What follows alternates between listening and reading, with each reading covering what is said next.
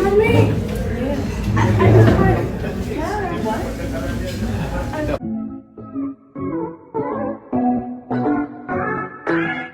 Baby Clara nalito ng bahagya kung sino nga ba ang kanyang tunay na mamita dahil finally nagkasabay na ang kambal na bumukas sa kanya, ang kanyang mamita Jinky at ang kanyang tita Janet.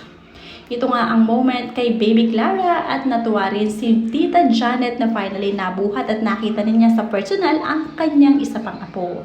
Panoorin na kung hindi pa nakasubscribe, don't forget to click subscribe and hit the notification bell to keep you updated. Uy, Jim. Jadi, target. Katulog ko ba? Katulog mo tayo sa mo? Yeah, look.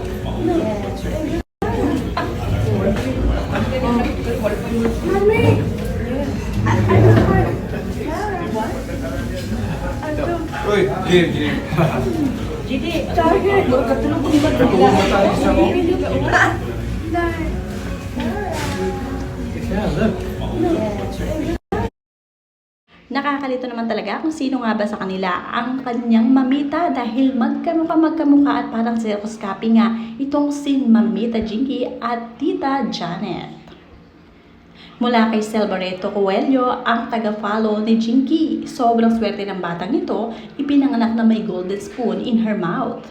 Mula naman kay Aisha Velasco, malaki na nga ni ngikilala na nga sa mga lolo at lola. Sa totoo lang, lalong gumanda tingnan ang mga taong mabusilak ang mga puso tulad ng Pacquiao family. Marami talaga ang nagkukomento kay Jinky, lalo-lalo na pag nakikita ang kanyang apo na si Clara. Lalo pa ngayon, nandyan ang kanyang tita Janet na kamukhang kamukha ng kanyang mamita.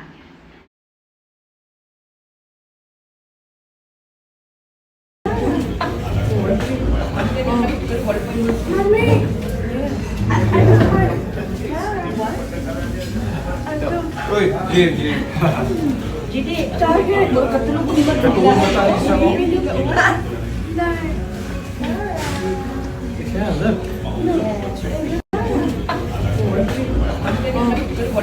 Mommy! I just heard. What? Uy, Jim. Jadi, target. Katulog ko ba? Katulog mo tayo sa mo?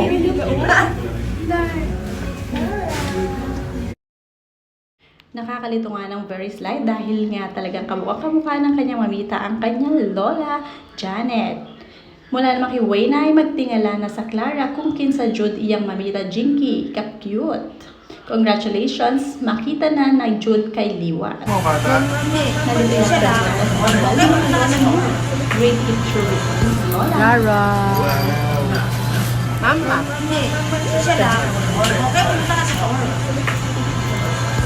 Lara. Mama.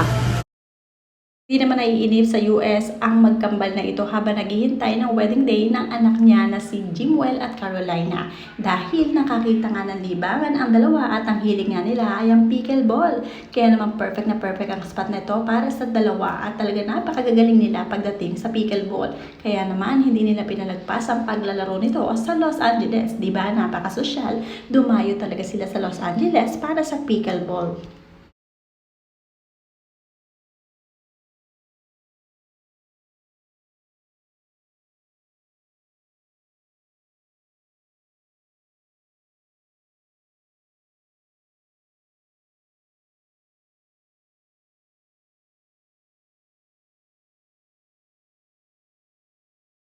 Lutang na lutang naman si Mamita Jinky sa kanyang outfit na napakaganda, turnong pink at bagay na bagay nga sa kanya. Kung titingnan nga ay parang dalaga pa itong si Mamita Jinky at hindi halatang siya ay lola na. Napakaganda pa rin talaga niya.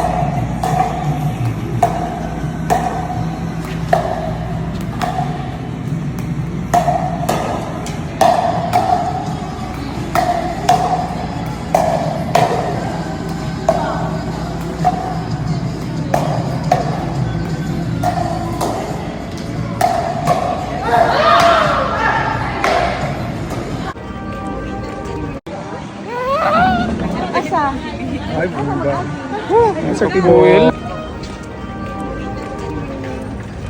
Gabri na dahil si Mami.